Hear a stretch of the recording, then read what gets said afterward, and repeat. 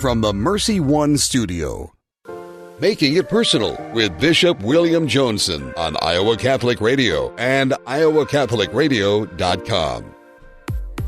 Welcome to Making It Personal with Bishop Joensen. I'm Kelly Mesher-Collins with the Diocese of Des Moines. On today's show, we're visiting with Dr. Dan Ryan, president of Dowling Catholic High School in West Des Moines, and Deacon Vernon Dobelman, executive director of St. Albert Catholic Schools in Council Bluffs, to talk about how these schools are handling graduations during these trying times of COVID-19 and social distancing. But before we get to today's interview, let's find out what's on the Bishop's mind. Good morning, Kelly. Good morning. It's good to have your graceful presence back in the studio. Yes. In your absence with your dad's decline and ultimate passing. Paul, how are those rights? Condolences to you. And how's your family, your mom doing after? Yeah, family's doing good. It's a struggle for my mom, which you can imagine. They're married for 57 years. 57 years. What a witness. Yeah. So we're all just, now that we've broken the social distancing with our family, we're going to continue to visit her during this time. So okay. Yeah. All right. So a grace in that respect, too. Yes. Yeah, in that way. Yes. So, well, let me tell you, it was not easy here in the studio without you, not just keeping track of time, but, carrying Jimmy and Deacon Tony on my back. I was just like a one-man show, so ratings plummeted, and everything without your laughter and joy that you bring here. But the joy of this season, our anticipation of Pentecost, a brilliant day here in central Iowa, but our thoughts very much with the people of Minneapolis, St. Paul, and kind of in the whole country, and just the mood that now, and kind of picking off a scab, I think that's always there in our country, and kind of that sense of we are not yet healed as a people, and so that the Spirit of God, which brings unity out of the babble, if you will, but there's a lot of words being tossed about, and even our chief executive doesn't seem to be an agent of unity in all of this. Kind of can be very incendiary in that way, throwing gas on the fire. So I think cool heads are prevailing. We have to let justice prevail. But when one looks at that video of George Floyd and what his encounter with the police officer, Derek Chauvin, very troubling, very painful and searing for all of us, regardless of race or anything. And I think that's kind of something that present in that marvelous city, that great American city, but the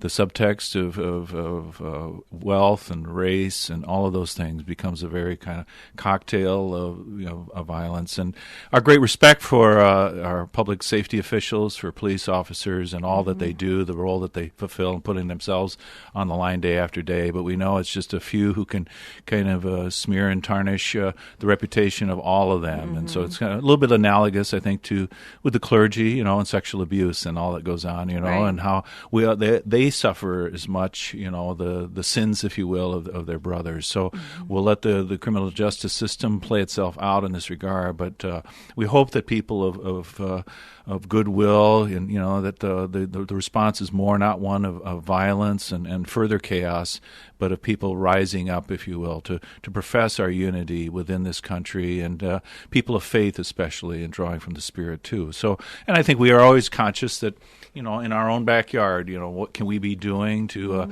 reach a hand out and to not only show our respect for our public safety officials and peace officers, but also to say, what are things that we can do to kind of overcome some of this divide? And so could there be, within our city council, the movement to craft some motions and resolutions in terms of, ensuring that profiling isn't occurring, and I think also just incentivizing perhaps residential status in the city of Des Moines for police officers, and how being within the community, being, in that fabric day to day, promotes greater trust, overcomes this divide. So I can't speak to the experience of an African-American man, what it is to be witnessed or stopped, and I find it troubling enough the times I've been stopped with due cause in terms of speeding or other things like that. And so, the George Floyd, may he rest in peace, but may there be peace that the Spirit brings. One of the readings for the Vigil of Pentecost, kind of from Paul to the Romans chapter 8, we know all creation is groaning in labor pains even till now. Not only that, but we ourselves who have the first fruits of the Spirit, we also groan within ourselves as we wait for adoption, the redemption of our bodies. So we need to be people of hope, but that groaning that we suffer with all those who suffer injustice in our country.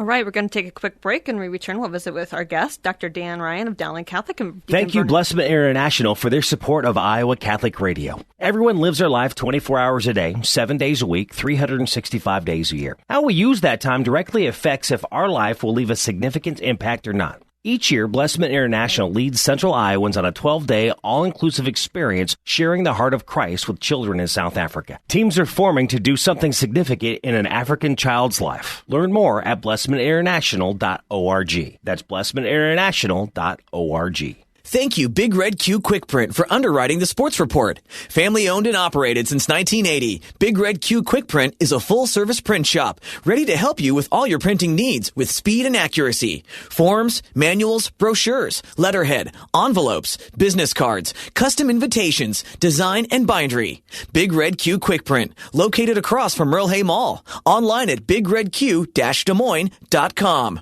Big Red Q Quick Print. We make printing easy.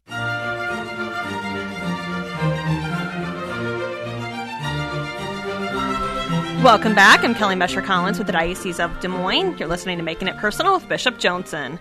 On today's show, we're visiting with Dr. Dan Ryan, president of Dowling Catholic High School in West Des Moines, and Deacon Vernon Dobelman, executive director of St. Albert Catholic Schools in Council Bluffs, to talk about how schools are handling graduations during these trying times of COVID-19 and social distancing.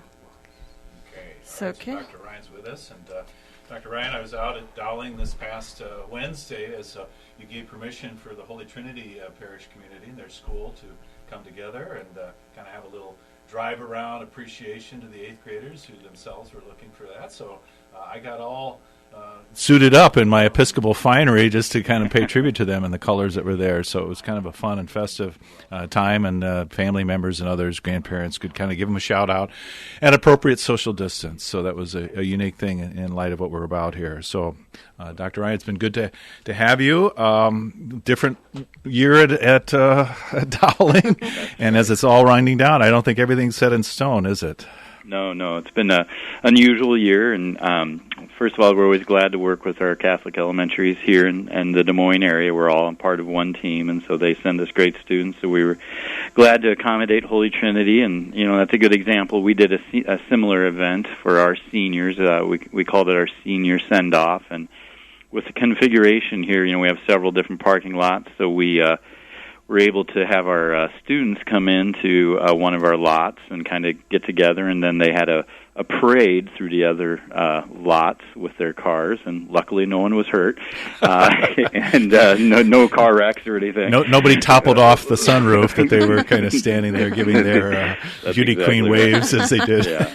Yeah, but their parents then were able to come, and they made signs and decorated their cars, and then it was really nice. Larry, one of our beloved custodians here, led the parade. He was our grand marshal on his golf cart. And then actually Wendy Krieghauser and a few other parents kind of organized a free lunch for the seniors.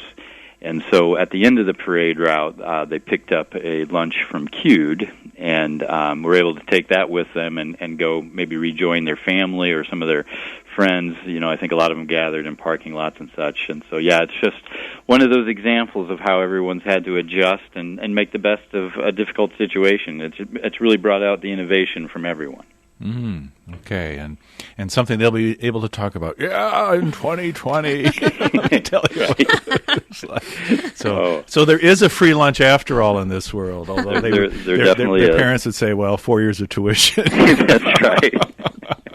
And any festivities as well. So glad also to have Deacon Vernon Dobelman with us from St. Albert's Schools. Deacon Vernon, this is called Making It Personal with Bishop Joensen. So, you've been an educator and administrator, but you've had kind of an interesting life path, right? What are some of your others? And we kind of think about what's going on with up in Minneapolis, St. Paul. I think every day it seems like there are challenges, and I guess I'm approaching my 21st anniversary as a deacon, and so I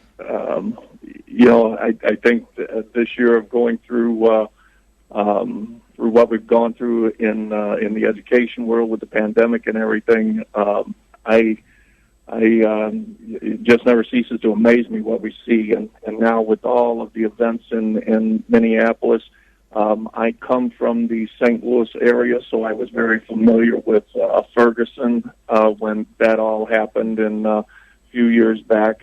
And it just breaks my heart to see how we as fellow human beings treat one another at different times. And so the people of Minneapolis and other cities and just all of the major cities where, crime is so rampant, and I follow the statistics of Chicago and St. Louis in particular just because I have connections there, and just to see the regular level of shootings and killings, and then obviously when we have questionable behavior by those in authority, it just makes the problem even worse. So it's definitely been a sad time. Mm-hmm.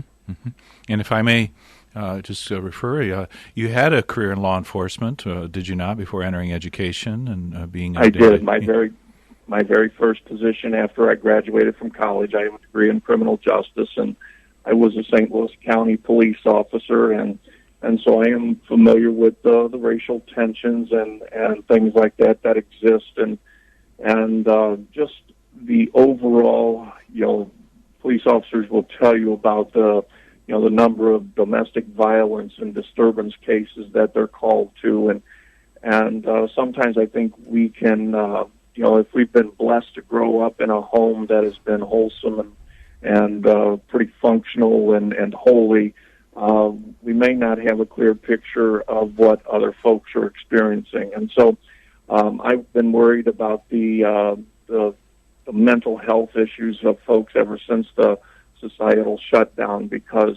you've taken away a lot of the support systems, and by having everyone in their homes, you've kind of eliminated their avenues of escape.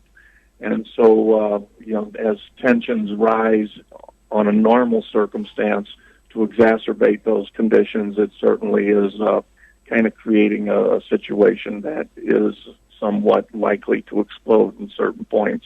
And I think now we've just had events that have made that more likely to be a struggle here for a little while now. Mm-hmm. Mm-hmm. Maybe just going with this vein of conversation here for a little bit longer. For a police officer, law enforcement, how much is fear a dynamic in stepping into some of these volatile situations, or is it just the training of the job that there's a kind of checking of that you just go into motion and that, or is that a real dynamic that lends itself to the stress and the uncertainty of these situations and how one reacts? There is a lot of uncertainty in it, and you can have good training, but you're making split-second decisions at times. I guess what disturbed me in the video is, to me, the situation looked resolved, but I won't make a judgment based upon the little bit of evidence that I've just seen on TV. But I had been in situations to where, when you're called to a house where burglary in progress, and you pull up to the house and you can see flashlights in the house, and individuals are in there, and you enter, you're going to be making a split decision if someone is going to end up trying to take you out as the officer. And I've been on the wrong end of a gun already, and your training kicks in, but let's not forget that emotions and other factors play into that when you're making those split-second decisions. So it's a tough job, and in today's world, when there are so many people armed and just all of the other circumstances in our society that are present, most of our police officers do a fantastic job, and they do it under some very difficult circumstances. Amen. And so thank you for indulging me there. And Perhaps your former employment, kind of good training for being a chief administrator in a school system. Talk about split-second decisions under duress for both of you. That's right. You've weathered a lot, and this is not a gotcha question again. I know we kind of anticipate talking mainly about the joyful occasion of saying farewell to your seniors, but how, one of the things that strikes me is they note that South Minneapolis, that there's well over 100 schools where over 90% of the students are persons of color, which means that, the kind of Anglo, population, the Caucasian population is very small. How in the schools that you oversee, Dowling, Catholic, and St. Albert, how is diversity not simply the lived reality, but how is it engaged in different ways? And what might hopefully not just diffuse, but help to kind of even create a different culture that would transcend some of the racial differences? Well, at Dowling Catholic, this has been something that was in my 3 years here has been a topic of conversation, and even before I arrived. And many people fail to realize that at Dowling, our population is 28% diverse, and that grows by 1 or 2% every year that I've been here. And probably in the last 10 years, it's grown by 15%. So it's been a very significant shift, and one that we're very pleased with. And it's definitely connected with the increase in our ability to provide tuition assistance, like through the Catholic Tuition Organization, which is a great, I'll give it a quick plug, great program for students to be able to come to Catholic school and for donors. So if you ever want to check into that, do that. But what that has brought is a realization of to fulfill our mission, to be a Catholic school for all, then we have to have the programs for all. And so we have students that in all populations that are going to excel and some that are going to struggle. And so we've gotten stronger in making sure that we can meet all of those students' academic needs. I think that we've really worked to make sure everybody feels like they're getting a personalized education here. So how is it that if you're coming from a different group, or a new group, for example, one of the groups that is in some of the elementaries are the Burmese population, and they really haven't quite arrived at Dowling yet. But how do we prepare for them? What are their kind of cultural connections? And so we do different things. For example, I've had parent meetings with different groups from Latino. We've had invited some of our African students' parents in just to talk to us. We've sat down to have special lunches with them to hear about their lived experience here. And then we've done a lot of training as well. First, we did quite a bit with the staff and helping them understand that and helping even train our students. We spend a lot more time with our freshmen now from all of our schools, helping them understand each other and what's appropriate, what's not appropriate, from language to other things, and what does it mean in one group's norm when you do something. And that's even led to a class that's starting this year called Dowling 101, where not only are we talking about those things, but just what does it mean to be a Maroon? What does it mean to be a leader for life centered on Christ, and actually training them in those things. So it's a great aspect. It makes us a richer school, but it takes a lot of due diligence to make it come together. Thank you. And Deacon Vernon, the Council Bluffs area becomes increasingly diverse with the Latino population and others. Is that becoming represented in some way at St. Albert's? Well, it is to a limited degree, but we are certainly looking at how can we expand that outreach. And I think the diocesan program that was offered earlier this past fall, we engaged in conversation. We had some of our leadership from the school present, and we worked with the pastor over at Corpus Christi on a little bit more regular basis and having these discussions, and so we've got room for improvement and room to grow there. But as our whole administrative team is new, and we're looking at all of those things, that is part of the discussion as well about how can we grow in this area. Thank you. So, third week of March, the world changes in the United States, and suddenly we're doing remote learning and that transition. And how did that go? And was there a digital divide as we kind of are thinking about, those who had the technology immediately available to them and those who maybe didn't at home? Well, that's true. Go ahead. Go ahead, Deacon. Okay.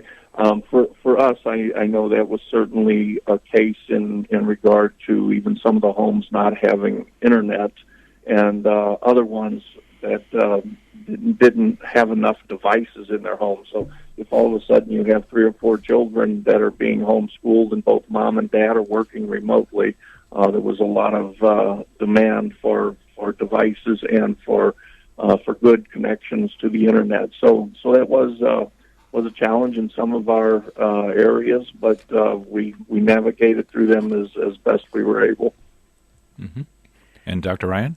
And just like you were talking about there at St. Albert's, we went to a virtual education model, I think on March 26th. So we had a spring break in there where we were making the transition, the governor's announcement to come out, and so we immediately went to a mandatory required for all of our students. I believe St. Albert's did something similar, and it was amazing and frightening all at the same time. And our joke was, well, if you told us we were going to do this, it would have taken 3 years and $100,000, but we did it in a week.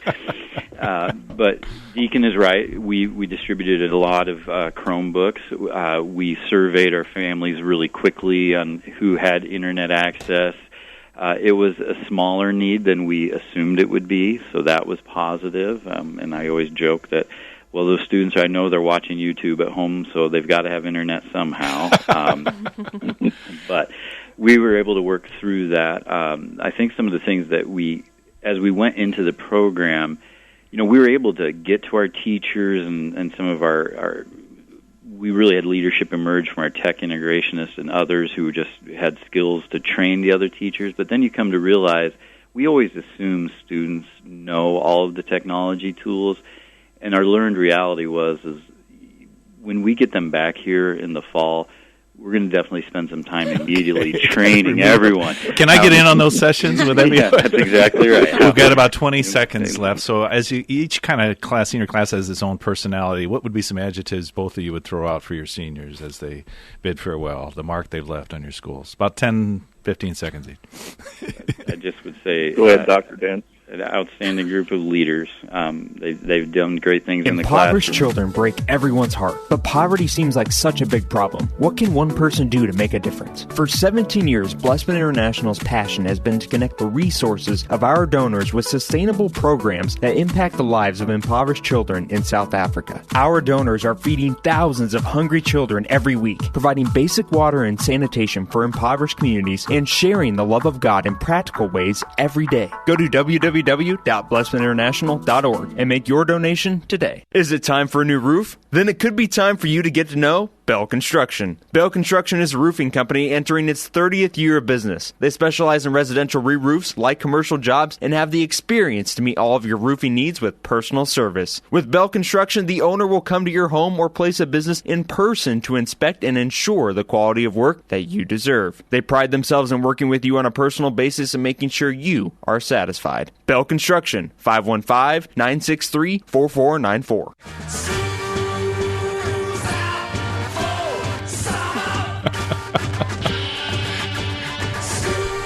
Love that song. Need that to my playlist. It's taking me back. It's taking me back. All right, welcome back. We have our two guests for just a few more minutes. Hey, thanks for hanging in there, and we want to give proper cred to our seniors. So you're talking about leaders, Dr. Ryan, any other adjectives, and then Deacon Vernon. So I was just saying there, they've been great leaders in the classroom. They've done outstanding things, and on the athletic courts and performing arts, and so we're going to really miss them. They were a great class. Okay, and Deacon Vernon. I would echo all of what Dr. Ryan just said and just add in for our own school, to show the level of success of our students.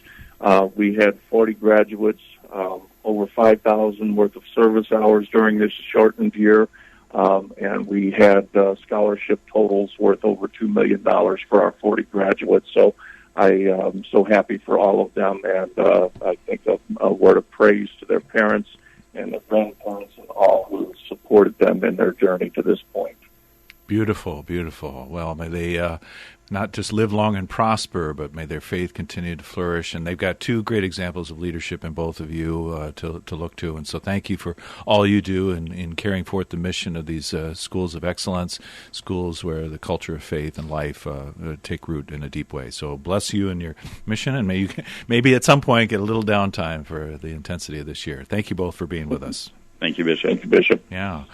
Kind of thinking, high school graduation and today's feast of St. Paul VI, canonized by Pope Francis. And so Paul VI, who died in 1978, the summer of my senior year after graduation. I didn't turn 18 until July, and of course then they raised the drinking age. I stayed a week beforehand. But you totally followed the rules, right? Yeah, well, this is confidential information, but yeah, with some of my buddies up in Clear Lake, I remember it very well. We didn't go to the surf ballroom, but coming back on interstate, and the radio was playing, and they announced that Paul VI had died, and Castel San Gandolfo, and I was ready to head to Iowa State, but just thinking, that kind of brought me back to the world of faith, and who was I, what was I about, and didn't know how mysteriously God using some of these things, in that the year of three popes, 1978, with Paul VI, John Paul I, and John Paul II.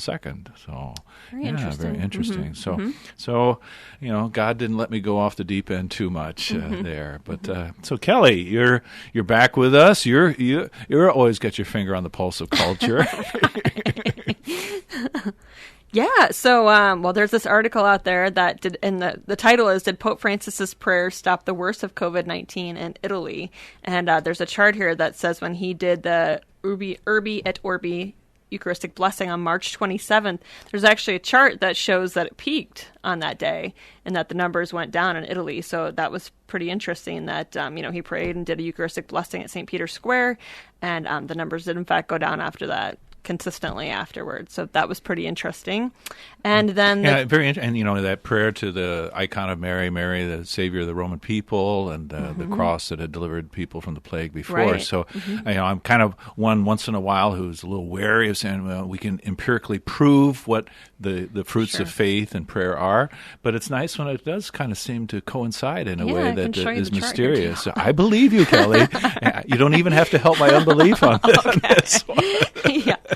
And related to COVID-19, the Church of the Holy Sepulchre in the Holy Land reopens on Sunday. That was closed. It was closed for 2 months because of COVID-19. Totally. So, well, were there any people locked in there? They have that custom of people being locked in the church to make overnight vigil there. So yeah, you don't have to do. You don't have to do the research. Did they finally let them out? Yeah, 2 months later they finally let them out. They kind of dropped supplies through the windows up above. Yeah. That's it. Yeah. Look, secret resurrected dixit. They are risen.